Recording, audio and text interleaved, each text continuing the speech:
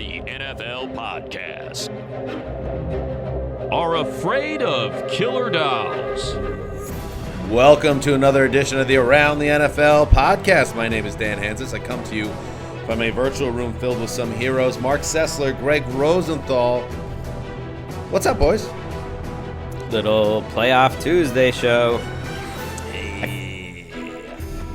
How about that? I feel like I needed that Monday to, we had some work to do. We all did respectively, but I needed it to recover a little bit. That six versus 4 games, it was like underrated how much different that experience was. That was intense, and I mean, we know the NFL that nothing's going to ever contract; it's only going to expand. So that's our life for the super wild card weekend for the rest of time. But more than ever, I think that my actual naming of bloated wild card weekend. There is an argument to be made that it was just a tad bloated while also being enjoyable. Working it. Yeah, if you're working it, it's a lot. Like we said, we were never consulted on this as creatives, but things can always change. We talk about the Super Bowl. That was initially the AFL NFL championship game for the first 2 years until Jets-Colts in '69. So maybe we still have a window to get in on bloated wild card weekend. I don't know if that's going to fly. I don't know. Yeah, I don't think that's the message they're hoping. I'm just going to say, send, it feels like it might have a critical connotation. I don't think it felt bloated. There were just moments where I was like, just like a human being, it's like, I'm feeling a little bloated at the moment. I won't 4 hours from now when games are still raging on, but there were twists and turns that felt a little bloaty. Wild card marathon. How about that?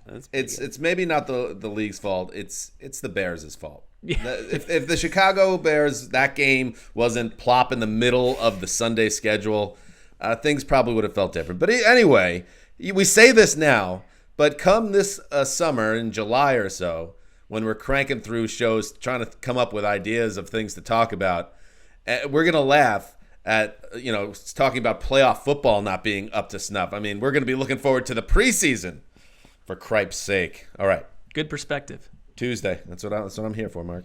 Tuesday. Mark's still floating on air. You could tell. You could see it. That it's coming through. The Browns are one of the final 8 teams, and we're going to get into all of the playoff matchups in the divisional round, the best football weekend of the year on Thursday's show. Today, we're going to have a more traditional news show. We haven't had one of those in a while. We're going to get through a lot of news, what's going on in the league, what's going on with the openings GM. We have another coach change. We're up to 7 now. And then there's a lot of stuff going on down in Texas and Houston with the Texans, as we know. We're tracking this with some of the decision-making that organization is making, and Deshaun Watson being unhappy. We had to get Seth Payne back on the horn, who does great coverage, and he works down there, and he's been on our show before, to just give us a look into what's going on with the Houston Texans in a really important offseason for them. All right. But first, as I said, we have a lot of news to hit, so let's go. Bad loss, but Browns are going to get clapped next week, so it's all good. Steelers still talking. Chase Claypool saying that the Browns are going to get clapped by the Chiefs this weekend. Mark, your thoughts? I mean, I think there are maybe 3 or 4 people on the planet that when they speak about the Browns, I listen or care what they have to say. Chase Claypool is not one of those 3 or 4 people. I think most people have been wrong about the Browns all season. Chase Claypool is saying that after they were beaten by Cleveland 2 times in a row. I think there might be better things for him to wax on about at this point. And on the subject of the Cleveland Browns, Ricky? His name is Keith. He's Dan's dad. No doubt about it, he's a big Browns fan. What is he gonna say about the game today? What is he gonna say about the game today? Congratulations, Mark, on the Cleveland Browns not only making the playoffs, but destroying the Pittsburgh Steelers and Big Ben last night. I myself have never been a big fan of the Steelers, and I know they've been your arch rival for many, many years and have been trashing the Browns. So I know it has to be particularly satisfying for you. So you're an inspiration for Jet fans. Good luck against Kansas City. Go Browns. There you go. How about that message from my old man? That is one of the 3 or 4 people I would listen to. Because the first time I ever met your dad at the Super Bowl, this is someone who's been tracking football for decades. He knows the game very well. And my hope is that the same will happen for him and Jets fans too, because Dan's dad is someone who deserves a little bit of sunshine at this point. And he does it every year. He sent a text to me and my brother this morning on this date. 52 years since Joe Namath rose the finger as he jogged off the field at the Orange Bowl after the Jets upset the Colts 16-7 in the first Super Bowl III.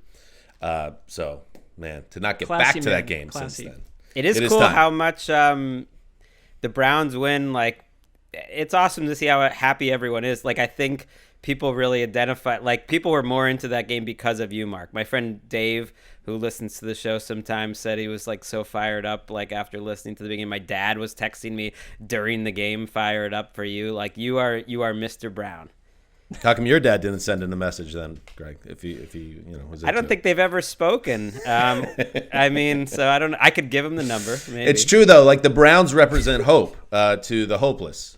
So if they could do it, if they could rebuild their organization and win in that type of way, who can't? All right, let's get into it.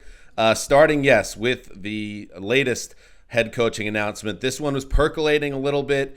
Initially, Doug Peterson was safe after Week 17. And then last week there was a meeting with Jeff Lurie, the team owner, that we were told in a report on Monday didn't go so well, or on Sunday. And then on Monday the report, or it is announced, that the Eagles have parted ways with Doug Peterson, the coach that brought the franchise its only Super Bowl just 3 years ago. So now he is out, ending a partnership, and we see what happens next with both teams. Lurie had a video press conference to discuss this seismic move within the organization. Here's what he had to say.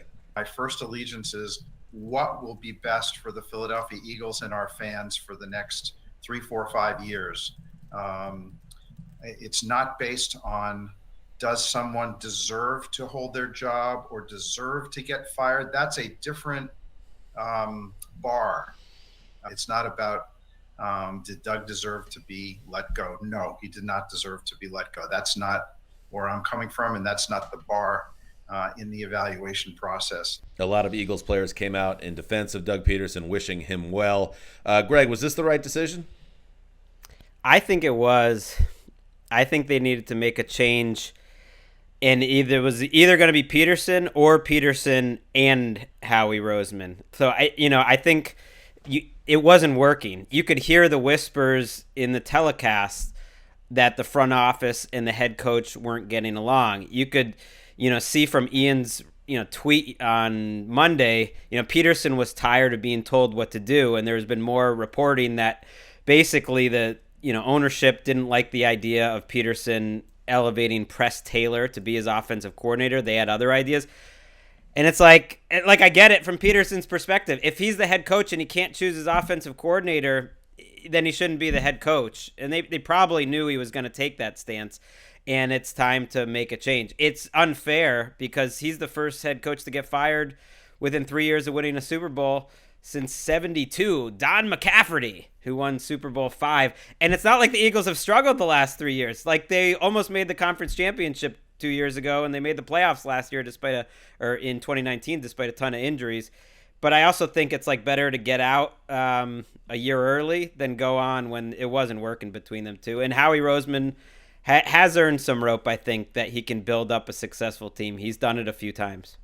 I mean, Howie Roseman will be on to his fourth head coach. He hasn't been in the same position the entire time. He's chosen well when he's had you know what I mean? He has, and I think that a little bit of this might have to do, and if you listen to what Lurie was saying, and I think Jeffrey Lurie is one of the more straight talk. He's a straight talker, I think, to some degree about what he feels, and I think he talked about collective vision, that Jeffrey Lurie and ownership were not on the same page with probably what needs to happen. Like, the team's best players are over 30.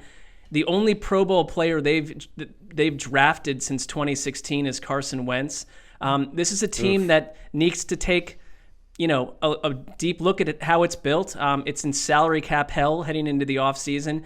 And I think Laurie is sort of saying we might not, it's not a rebuild because owners don't say that, but there's a lot that needs to happen here for the team to get back into the model of a team that be successful for years on end. And Peterson would go into the year on the hot seat, I think, already, right, and wanting to do everything to keep the Eagles just sort of in this current mode, where I think that he'd be in a tough position. He's not seeing eye to eye, like you said, Greg, with the front office. And the owner, I think, showed a little bit of self-awareness and a realization about where the team is right now. And there's probably a little bit of the Carson Wentz stuff going on, too, where the Peterson and Carson Wentz, that relationship felt ultra-fractured at this point. I feel like Peterson was scapegoated here. And ownership obviously sided with Howie Roseman and said that, Roseman's not the problem, even though you just mentioned that, like how many Pro Bowlers have been drafted into this organization. He's still, Roseman, getting the benefit of the doubt, whereas Doug, he entered this year in a place of supreme job security. But, and this is how it works in the NFL, the quarterback went in the tank. Somebody's fault. The quarterback wasn't seeing eye to eye with Doug anymore. That's somebody's fault. It's Doug Peterson's fault. Get him out of here, and that will fix things. I just don't know if this is going to make the Eagles better. And then, yes, I would be too. And I might be relieved if I'm Doug Peterson, because there might be some dysfunction behind the scenes with this organization. And I just wonder if the Eagles, when the smoke clears here and they hire whoever they hire, is it going to be a better solution than what Doug Peterson was? And will that guy be inheriting a team that's kind of in a sneaky bad place right now? Well, what would you? They are in a bad place, I think, with the roster and the cap and everything, and the fact that Wentz is, if they were to trade Wentz, would be very difficult to trade because of that contract. I guess my answer to you, Dan, would be like, what else would you do? I think you could not to answer my own question, but like I think you could get rid of Howie and Doug, but it wouldn't make sense. It's not like you're going to get rid of Howie, keep Doug, and then have a new front office. Like, you can get rid of Carson Wentz, and maybe they still do that. But I guess they had to do something. I don't know what it was. I feel like trading Carson Wentz and moving Keeping forward Doug. with Jalen Hurts was the move. But maybe they'll end up doing multiple moves here as they try to change where they're going. While we're on the subject, let's start spinning the carousel, the coaching carousel, hell, the GM carousel, because where are we at right now? We are 7 openings at head coach. It's very creepy. 7 horrifying. GM openings. So I'm just going to spin through the latest, what's going on. We'll start, since we just mentioned the Eagles. The Eagles requested to interview Bucs defensive coordinator Todd Bowles for the team's head coaching vacancy. Also, they want to interview Robert Saleh, who's obviously high in demand, and Arthur Smith. The Eagles, in addition to the messiness of all this, they're playing from behind because every other team has already been working on this for a week, if not more. And speaking of Robert Saleh, it was reported he's flying in for a second interview, or has a second interview scheduled with the Jets, and it's reported that he's a finalist for that position. That makes a lot of sense. I mean, Jets fans would be over the moon if they got Saleh. Also, keep in mind, of course, Doug Peterson, Joe Douglas, the ties there back in Philadelphia. I would say, and who knows how this all turns out, the Jets ending up with either Peterson or Saleh at this point. That would be, to me, the 2 favorites to get that job. I personally would like Saleh, but I wouldn't be totally against Doug Peterson either there. I would love Saleh for the Jets. If your dad wants something that he could be excited about, that also, Robert Saleh's best man at his wedding was Matt LaFleur. And he is super tight with the LaFleurs, which includes Mike LaFleur, and he's also, attached to Mike McDaniel. These 2 coaches have been the secret sauce to San Francisco's offense, and they are the 2 names linked. One of them, it would probably be one of them, that would go with Saleh to the Jets to run that offense. That would be a new day. I would immediately feel very differently about the New York Jets if they pulled that off. To get him in there for the second interview, don't let him leave. Don't let him out of the room, and Right. That's when you have to trust ownership to get that done. Saleh is everything, Greg, that Gase is not and was not, from whether you're talking about the optics to his reputation in the locker room to his demeanor to his ability to work with the media and be camera friendly. It's a totally different setup there. I totally agree, and I think the number one question with all these guys is what staff are you going to build? I think that's more important when you hire a defensive coach, because to me, offense is more important, and so you better have a good answer there. You better have someone you're excited about, and in the names Mark said, I think you would be excited. I think that's perfect, and a second interview means you're ready to hire him. They always say finalist, and sometimes the second interview, like, okay, it went okay. Let's interview one more guy. But you don't. How these things always go is you never bring the guy back a second time unless you're potentially ready to close that deal, like you guys mentioned. Especially in 2021, during Right. they're trying to bring people in person. They are serious, and Right. Dan, this would be huge for you. Right. So they want to finish it, or they want to put pressure on him to say yes too, potentially, because he is a guy we don't know. All these teams are interviewing the same guys. It's a little annoying, but it's like everyone's it's like Arthur Smith, Robert Saleh. Like everyone's interviewing the same guys, so they're going to be competing. They should do like a huge job fair. Why are we doing this in individual? Just get everyone in the same giant convention center. Given the climate, getting everyone underneath a gym auditorium roof may be a bit messy. But in other news, coordinator news, Dan Quinn, the dismissed Atlanta Falcons coach who made his reputation as the DC of the Legion of Boom Seahawks defense. Well, he's back in a DC position with the Dallas Cowboys. He was high in demand, and now he is paired with Mike McCarthy to try to coach up a defense, Greg, that was woeful in Dallas under Mike Nolan in 2020. It's funny because I think there's personnel, they didn't change it that much, fits with the Dan Quinn defense, which isn't that different than the Rod Marinelli type of defense that they had 2 years ago.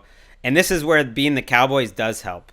I think Quinn, because they're going to pay their coordinators more. Oh, Kellen Moore, you want to go to Boise State? How about we pay you more than Zach Taylor's making as a head coach of the Bengals? Dan Quinn, whatever you want to do, like, we'll put you on national TV and we'll pay you a ton of money to be our coordinator. Just come on over. It seems like a great fit.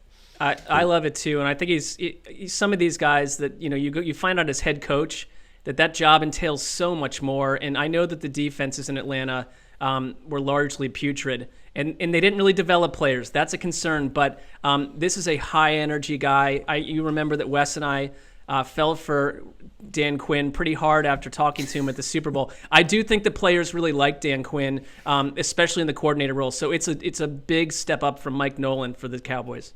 It's funny, you guys give me a hard time about Matt Rule, and you think that I get upset about him not going to the Jets. It was Dan Quinn that I was really upset about, because it seemed like when they were going through the process of replacing Rex Ryan. Oh, with Bowles. And they went with Bowles instead because Quinn was going through the Super Bowl and the Jets didn't want to wait. And I was worried that Quinn was going to be a decade-plus studded head coach. He got to the Super Bowl soon after that, but now he's back perhaps where he is best at DC. Speaking of DC, Gus Bradley hired as the Raiders defensive coordinator, formerly replacing Paul Gunther, who got canned in December by John Gruden. Bradley has his work cut out for him. Obviously, this is a bad Raiders defense that allowed 30 points a game last year. My favorite part of this, Mark's let us know that they sent the announcement the Raiders did on Twitter with a picture of Ken Wisenhunt. and it's like close enough. The problem is, that there's like a 23-year-old social media, lever puller right there that made that mistake, and then where's Wiz? Yeah, former Charger too. So he was a former Charger coach and coordinator. Nice strong jawline on Wiz. We haven't seen him in a while. It doesn't really look like Gus Bradley. Wait, no, Gus has got a nice jawline too. You're Yeah. telling me. You're telling Ken's me if you put Ken's a little Gus bigger. Bradley and Ken Wisenhunt side by side, right in front of you, you'd immediately be able to tell who was who. Stop. Of course. Yes, one is bald. Yeah, one's bald. That helps. And Ken Wisenhunt, I've seen them both in person. Ken Wisenhunt's an enormous. Oh, that's right, Wisenhunt. Oh, I thought he was bald as well. You're right. No, Wisenhunt's a good-looking guy. I mean, Gus Bradley. We're talking about two former Legion of Boom play callers who are getting, they'll get work until the end of days. We got Nick Shook on this podcast. We have Chris Wessling on this podcast. You seem to hint there that because Ken Wisenhunt had hair, he was a good-looking guy. No, I'm not. That's not what I'm hinting. That's what you would like people to I think always- that I'm hinting. I always thought I feel when like he- that's where you were going with that. I mean, Nick Shook is a good-looking man. So is Wes. When he coached the Cardinals to the Super Bowl, I remember covering that Super Bowl and thinking this guy seems like a military general. That's Ken Wisenhunt, Yeah. he commands it. And we mentioned Bradley and Quinn both off the Seattle coaching tree. The Seahawks, they make a move while other teams, a quarter of the league nearly is looking to fill their GM post. They make sure John Schneider doesn't get away. He signs a 5-year extension through 2027. This comes after the Lions sought permission to interview Schneider. So the Seahawks say, no, you stay right here. Let's fly. Get that Microsoft money. That's a great organization to work for. I mean, Pete Carroll's building separate vacation homes that are somehow attached to the facility. He lives on the lake, and it's just you just send this little report out, and I know Paul Allen, the Microsoft guy, passed, but they still got that Microsoft money. I think it's just oh no, you're not going to go to Detroit. Here is a truckload of cash. That was never going to that was never going to happen. But also, I'd say Pete Carroll, he already had that USC money. I mean, he's had money going on for a long, long time. It just seems like there is no ownership there quite right now. It's just sort of Carroll, I think, has more power than maybe any coach in the NFL, including Bill Belichick. He's as close to an owner as a coach gets. I'm sure he didn't want Schneider to go either.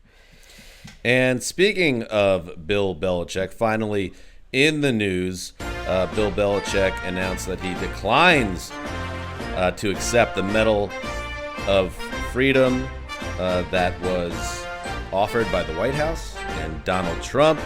In a statement, he said that recently I was offered the opportunity to receive the Presidential Medal of Freedom, which I was flattered by out of respect for what the honor represents and admiration for prior recipients. Subsequently, which is however, the tragic events of last week occurred and the decision has been made not to move forward with the award. Bill got, love in a lot of angles of social media there, and I get it.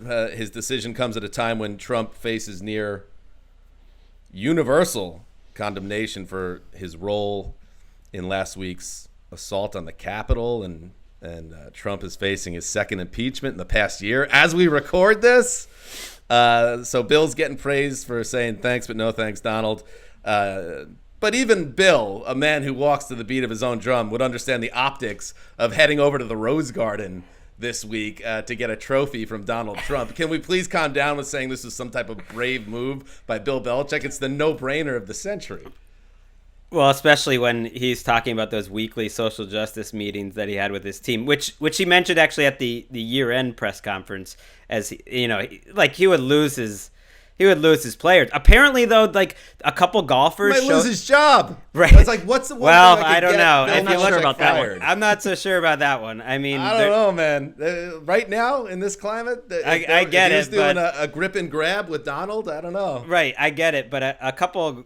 Well, first of all, we don't need to get too deep into it, but this, the NFL had plenty of support for, and Belichick was, tied to Trump certainly, but a couple golfers did take the award apparently the day after they showed up and everything, and people were man. Yeah, people were just like, come on. You know what it reminded me of, Dan, though, is when it was announced that Trump was going to pitch the opening day game at the Yankees, because this news that Belichick was even getting this came out Saturday night out of nowhere, and immediately everyone was fired up. And even at the time I was like, oh, I wonder if Belichick has said yes to this, because I think they're just trying to put him in a tough spot and trying to get some good PR. Right. Here. I'm struggling why golfers are receiving the Presidential Medal of Freedom to begin with. What have they done? Have you ever played golf? It is very difficult. I attempted it once, and I agreed that I don't know what that has to do with the core tenets of freedom. I mean, it's a totally fair question, Mark. I have no idea, and in fact, feels like a Hail Mary by the White House. So Roger Staubach got it once, which is Belichick's one. boyhood hero, and that apparently had some meaning to him. But he's gonna have to say no. Grumble, grumble, grumble. I got screwed. All right, that's what's happening in the news. Let's now welcome in one of our favorite friends of the show. He is. Listen, you could say it. Say it. He's royalty down there in Texas. He's co-host of the morning show on Sports Radio 610. Played 10 years in the National Football League for the Texans and the Jaguars. Went to Cornell. Ever heard of that? He is the great Seth Payne. Welcome back to the Around the NFL podcast. Thanks for bringing me in after the presidential talk. But then also I only caught a little bit of the handsome coach rankings, and I got to tell you, that's kind of my wheelhouse. I know that you guys brought me on for something else, but Kevin Stefanski, a man who is very, very strict about mask wearing. I realized a couple days ago that I didn't even really remember what he looked like, and I looked him back up. My God, ruggedly handsome. So you and Seth are on the same page there. We've heard about that endlessly for months. I mean, Mark sends our random texts at 3 a.m. about how handsome Stefanski is. You go from Freddie Kitchens to Kevin Stefanski. Imagine if that was, in another world, someone you went to from a dating angle. If you were a nice young woman and you go from Kitchens to Stefanski. I mean, we've wondered if he's potentially a synthetic human and not real. Dan has wondered that. I also got to, because he was in the news a lot last week, obviously for the COVID and being in the basement. And as someone who watches a lot of Dateline on NBC, he looks like the guy that's been in every Dateline when the wife goes missing and there's some life insurance that hasn't been paid out. But that's the bad boy appeal. All right, Seth, enough of that funny business. We need you to help us out with what's going on with the Texans. The Nick Caserio hired, Deshaun Watson unhappy. This feels like catnip if you're doing radio down there. What's your general vibe of what's going on with Houston? Is it a total mess? Oh, it's a disaster. And I know the smile on my face would tell you a different story, but I know you guys have been recording. And listen, I'm so happy for Mark, because you've been simpatico with me the whole time on this whole Jack Easterby scenario. And so Jack Easterby was the vice president of football operations. He's been kind of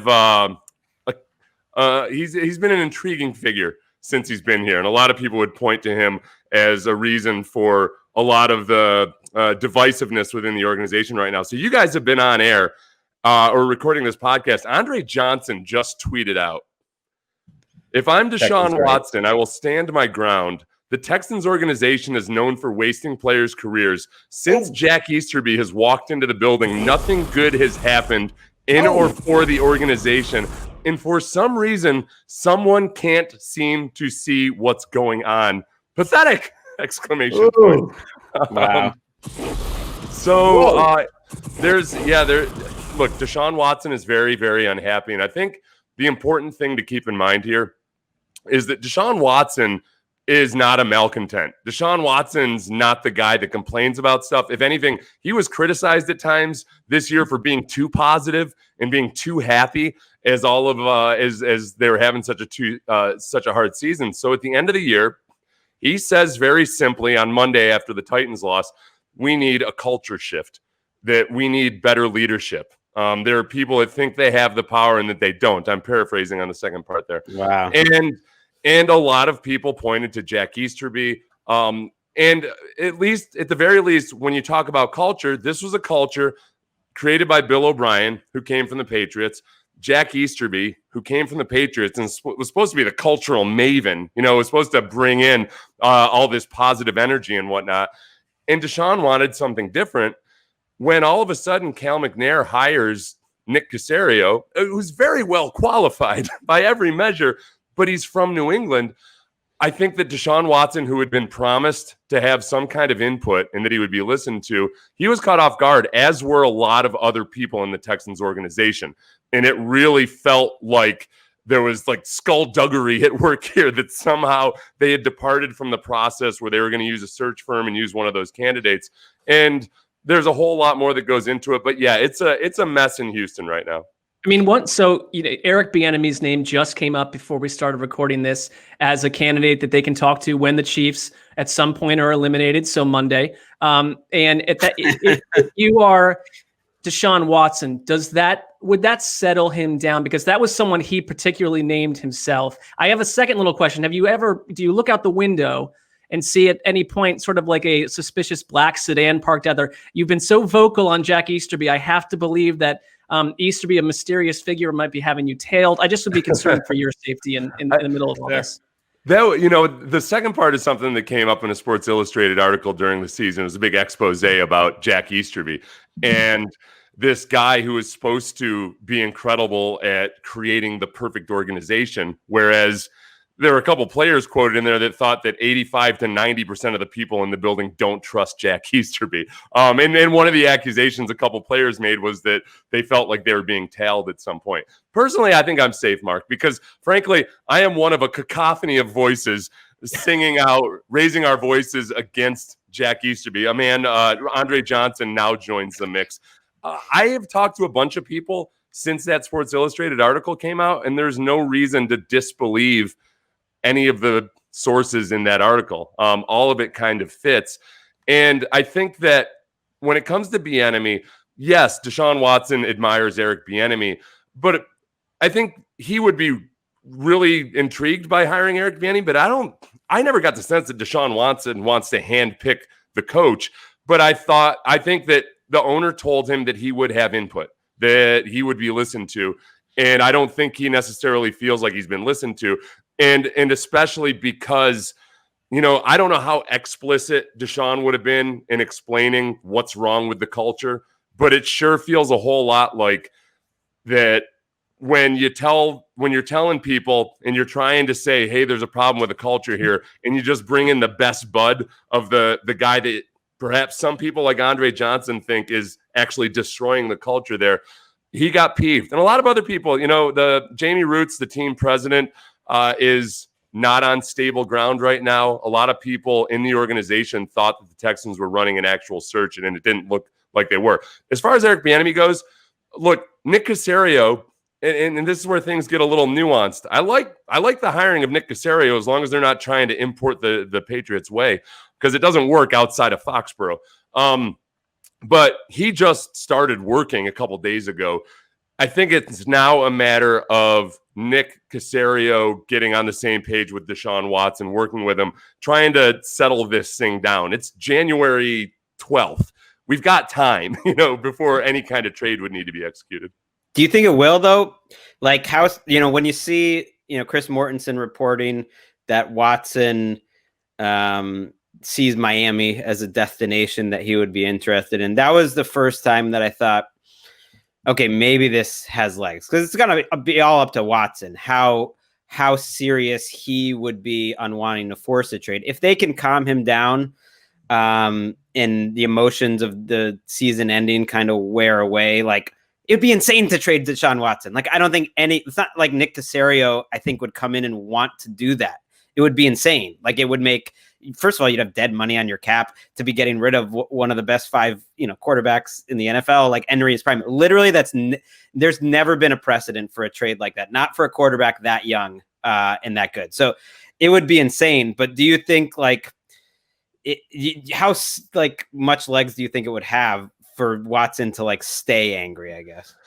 That's the question. Okay, is this going to be entrenched? Is he going to feel this way 2, 3, 4 months? I think it depends on a couple things. One, I don't know how much Jack Easterby weighs into Deshaun Watson's personal opinion about this. I know that Andre Johnson and other very just reputable guys that don't whine about much have strong feelings about Jack Easterby. It might be as simple as the elimination of Jack Easterby. I don't know. But it's not going to happen. There's no chance that's going to happen. He literally just picked the head coach after. Here's the thing about the Easterby stuff. I know we've hit it a lot on this show, but basically everything that we were sort of bringing up as a supposed conspiracy theory came exactly true. As recently as last weekend, every single reporter, including some on our network who have expressed regret about it, was buying the whole idea that Easterby might not be on solid footing. He might not have any role in the organization, and that he's not even involved with the hiring. So then a day later, they hire the guy that they were hanging out at the Patriots Super Bowl ring party and that they got accused of tampering with. That's his best friend. So no one knew anything. It's clearly Easterby and McNair, has McNair. Yes. You see me waving my hands and shaking my head emphatically. Look, guys, I smelled this a mile away. When Jack Easterby was here within a few months, as soon as Brian Gaine was gone, as soon as Jack Easterby got here, Brian Gaine, an actual general manager, got fired. Pearl River native, by the way. Pearl River, New York. That's right. As is it Rockland County? Look at that. So as they're in hot pursuit of Nick Caserio, I predicted at that time, a year and a half ago, you know what? Jack Easterby will be standing after Bill O'Brien is gone. It's that kind of a scenario. And people thought I was crazy, accused me of being a conspiracy theorist. But this is what he does. He sidles up to very important people and gets them to believe things that just simply are not true. And he creates this distorted version of reality. As far as the Miami thing goes, Greg, to get back to that, I think that it's important to note that Deshaun has not requested a trade.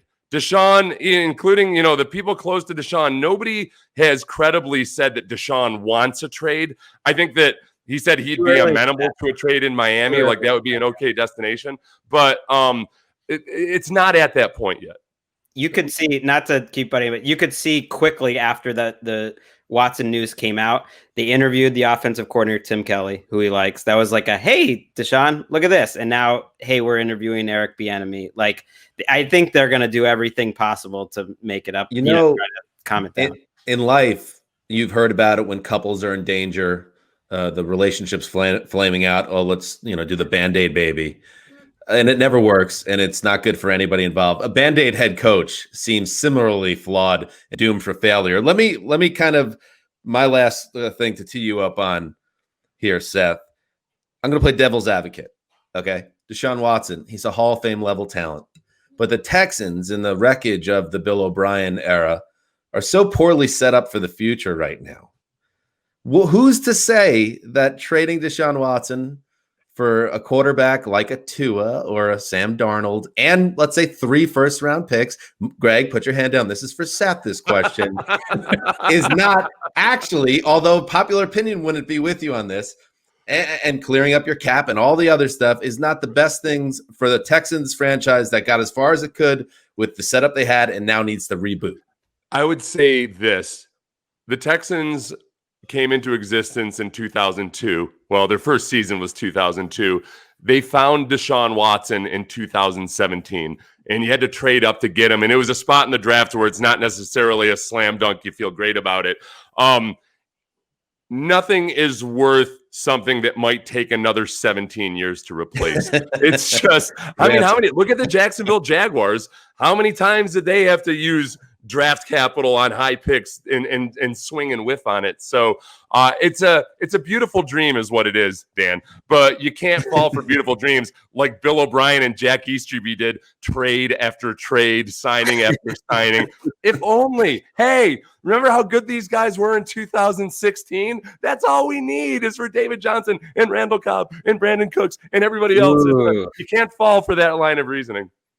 Right. I mean, Watson's the most important person in the organization. I mean, he is more important than the owner. At least to fans, he should be, because you can get other owners. I mean, you're not going to, but it's Watson is, to me, irreplaceable. And people act like they're in such a crazy tough spot. No, I mean, you're missing a couple of draft picks. You got him next year. You've got some good players. You've got one of the best left tackles. And you've got Deshaun Watson. The thing that Texans fans are worried about, which I understand, and they're going to stay worried, is the process to which you got to this point. If the process is super flawed and the people running that process are flawed in how they got there, and I would put Easterby, and ownership into that, then that makes you feel like it's doomed. But here's the thing. I'd still keep Watson around for the next regime that takes over in 3 or 4 years. If this thing blows up, he'll only be 28 years old then, and you still have Deshaun Watson. Yeah, and as far as the actual situation goes, you make a great point, Greg, because look, are there teams out there right now that would trade the Texans don't have a first and a second round pick right now. Are there teams out there that would say, hey, we'll give you a first and a second round pick and we'll take on Deshaun Watson's contract? We'll take that in a heartbeat, and I'd say half the teams in the league probably would. So the situation is not as dire simply because you have Deshaun Watson. All right, Seth, I hear an engine idling outside your front door right now. Head on a swivel, my friend. Keep up the good work down there in Houston, and thank you for joining us. Always a pleasure. My kidnapping will be live streamed. Thank you, guys. There he goes, the great Seth Payne. Give him a follow on Twitter and check out all his stuff. He's great. That's a thing about all this. You feel for Texans fans because, man, I just went through it with Jamal Adams, who's a safety. When you become attached to a star player and he's like the face of your franchise, and then you're just holding your breath every morning that the news isn't going to see this thing spiraling further out of control with your star and your team. So it's a time of unease, and Seth has it nailed. So it'll be, I think, one of the top storylines to track this offseason. Oh, I mean, it's gonna haunt our podcast every single episode. This is a good one, though. No, it's interesting. Like Dak Prescott, getting paid. That's going to haunt our asses. That's ponderous. This one at least has some intrigue. I just feel for the Texans fans that aren't going to be enjoying the roller coaster. This isn't a total parallel because the age of the two quarterbacks is so different, but you could kind of look at what Carson Palmer did when he just got utterly frustrated with the Bengals. He said, I've made enough money. I'm simply not going to play for them anymore, and forced to trade. I mean, I agree with you, Greg, that Deshaun Watson, if he really wants out, he has more power than anyone else. But if you're Nick Caserio, you think that you're 45 years old, you've took your first GM job, and your first headline move is to remove the team from Deshaun Watson, I think that they're going to do everything they can to prevent it. All right. Good stuff. And thank you again to Seth. All right. Before we go, I did put out a prompt there to the fine listeners of the Around the NFL podcast who, as always, they brought the heat. And, I gave them about an hour. I got hundreds of replies for questions here. And by the way, the ATN subreddit, which is a fan-run board, just passed 15,000 members. And Ricky Hollywood, who does incredible work over on the ATN podcast on Instagram, that's closing in on 20,000. We want to get over that hump, so get on there. Ricky's always putting up good junk for you to enjoy. So thank you to the fans. Here's our thank you to you. Be involved with the show. Here we go. Greg Van Poppering asks, where will Doug Peterson land? Mark, this feels like to me, again, the unusual circumstances around a head coach who wins a Super Bowl 3 years ago for a franchise that had never won in 50 years before that and then gets canned in some type of power struggle. A guy that might land on his feet immediately in another head coach chair. Do you see it that way? There are 7 gigs here, or 6 gigs for him. I mean, they parted with Andy Reid. They parted with Chip Kelly, and both of those coaches got head coaching jobs right after. And I would argue that Doug Peterson, there are different types of teams out there. There are different types of ownership groups. And there is a lot to like about Doug Peterson. I believe if you're an NFL owner, there's a little bit of a stink on him. But Dan, there are people that think the way that you do too, that he probably was a little scapegoated here. I wouldn't put him at the top of the list, but I wouldn't be surprised if he got a job at all. Yeah, I agree. I think he's got a chance, and if not, he'll be back in the mix next year. It may not be. Almost every coach always says it's not the worst thing to take a year in between. A gap year. You could work on Fearless 2. When I told Eagles ownership to shove it or something, I don't know. I guess he could say Fearless 2 for winning the Super Bowl with the Jets or the Chargers, Falcons. I mean, you don't want to burn knows? that title. Fearless 2, increasingly fearless. I kind of like that. Josh Perry, Big J Powski on Twitter asks, how many fingers, and answer this seriously, Mark, how many fingers would Mark sacrifice to guarantee the Browns win the Super Bowl this year? Would you give up a finger? There's a lot of this going on, and Mike Vrabel started this about cutting off a different body part of his. I wouldn't sacrifice a body part for things like this. No. Okay, and for those that don't know, if you don't remember, Mike Vrabel said he would sacrifice his I mean, I definitely wouldn't do that. But as our friend Will Brinson said, he'd do that, but he won't, go for it on 4th and 2 at the 40. That's fair. There are other ways to get there. That's right. How about a pinky toe, Mark? Sure. Oh, I hate feet, and they're like, I don't. Yeah, in a minute. You hate your feet enough to mutilate them. Now that's who sees my feet? Nobody. So if I had to cut off a toe, or if someone's like, why are you missing your pinky toe? And I was like, well, I did it and ensured the Browns won a. So I'm wrong if I say I wouldn't remove a body part. Not fingers, though. I've known you for a decade, Mark. I don't think I've ever seen your feet. I don't think I've ever seen your bare legs. I mean, you're a pants guy all the way. I mean, I think I've worn. I don't think we've gone like swimming or to the beach together or something. So that's part we've of the stayed reason. in hotel rooms together and In the same motel room. What do you mean? rooms and No. in I mean, sleeping bags. in my hotel room, there will be bare legs. I must have seen him when Mark and I went running by Anderson Cooper at You the owners did. meeting. Anderson Cooper saw them also. So a lot going on there. All right, here we go. This from Angus Bell. What do the Seahawks need to do to fix their anemic offense? Is Schottenheimer the problem, Greg? Ooh. I think he's the easiest solution is to change out Schottenheimer.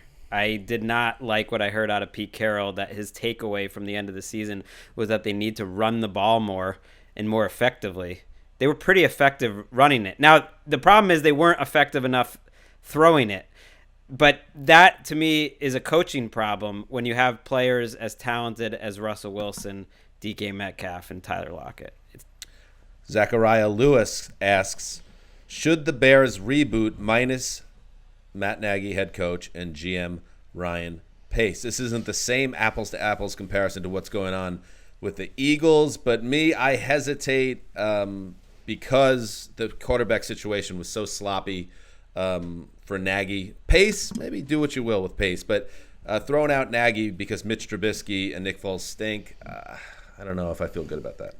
I'd reboot the whole thing hardcore because, I mean, well, let's just say definitely Pace. Pace, a lot of their issues charge back to Pace decisions. Mike Kavanaugh asks, considering how historically bad the Jets are at drafting, how many first-round picks would Dan give to get Deshaun Watson? That's a very good question. I mean, you got to stay within reason here, but I would give up to 3 first-round picks to get a 26-year-old quarterback who's on a Hall of Fame trajectory. I think there's almost no offer that I would say, oh, no way in hell, because, Greg, as you point out all the time, like these first-round picks are such a crapshoot to start with. There's nothing crapshoot or crappy about Deshaun Watson. Yeah, you could try to finagle some other trade where to get one of those, get an extra first-round pick. Like you trade down from the 2. I guess you'd probably have to include that number 2 overall pick. But yeah, 3 or 4, whatever it takes. What is the number where it ceases to be something that you would do, Greg? 10 first-round picks for Deshaun Watson. Would you do that? I mean, that just seems no weird. I think the bigger thing I wouldn't want to do is like trade a first, second, and third for like 3 straight years. I mean, that's the thing is like the second round clear out picks, your whole draft, right? Yeah. Are almost as valuable. But yeah, and I don't think the Jets draft history should matter here. Like, look, Joe D had a good thing, but at least I would give 4 at least. Okay, there you go. Follow-up question from Ryan. Worst case, in parentheses, realistic coaching hire for the Jets. That's Marvin Lewis, who came in for an interview, and all due respect to Marvin Lewis, the respect that Mark has never afforded Lewis on this podcast. Well, Marvin Lewis is an idiot. A co-type hire for the fan base. So Marvin Lewis, I don't care how well he interviewed Johnson family, do not do that. Jeff Yates asks, depending on who the coach is, which way do you think Detroit should lean in the Matt Stafford situation? Should they build around him, or should they blow that situation up? Mark? The problem with moving on from Matthew Stafford is that who's there. I mean, I don't think you start a new coach with, hey, we're going to remove our franchise quarterback. And by the way, it might take 25 years to find another. So I want to know what you're getting in return for Matthew Stafford, and it better be huge and pivotal. I think Matthew Stafford wouldn't be opposed to a fresh start, though. Milo asks, do you think Cliff Kingsbury, the Cardinals head coach, should be on the hot seat? Now, I write a hot butt column every August ahead of the start of the season, and he is going to be, for me, a little higher up on the list. What do you think, Greg? I don't think so, because I still look at a team that won 8 games in the 2 years previous and was in a really low place, and they won 8 games last year. So I don't think he should be on a hot seat going into this season. Now, if they win 4 or 5 games next year, it's like, okay, then you're on it. But they've been on an upward trajectory. I'm glad they asked about Cliff, though, because of all these gutless punts that we've seen, I never got a chance to mention what I thought was the most gutless punt of the entire 2020 season when Cliff punted. And I know it was 4th and 20, Cardinals fans. I know. But it was at midfield. And the season literally ended with the punt. There was like 3 minutes left and he had one timeout left. And he just decided, instead of going for a 4th and 20 down 11, I'm just going to go to the offseason. I've never seen a more gutless punt than that. Like, try to get a holding call or something, a defensive holding call. Like, do something. What is going on? I'll tell you what, Greg, I'm pushing back on that because that's bad. Bad job by Cliff, and I think he deserves to be under some scrutiny right now. But Mike Vrabel punting on 4th and 2 at the Buffalo 40-yard line, or at the Ravens 40-yard line, with Derrick Henry on your football team coming off a 2,000-yard season, with your season hanging in the balance. To me, it doesn't get any worse. Yep, Mike Tomlin's in that category too. Come on, I mean, God dang, that was very bad too. I don't know what's going on with coaches. The Kingsbury thing was worse because it was. Maybe he didn't know he only had one timeout, which would be equally bad. But like, it was literally just like, okay, let's all start home. Packing up. I would hate to be a head coach right now, though, where everything you do, there are all these like whippersnappers on Twitter, all these like hyper nerds especially telling Greg, you. Well, no, but everyone is like, everyone knows better than the head coach. Yeah, I'm a whippersnapper. Yeah. Hey, fuck you, Greg.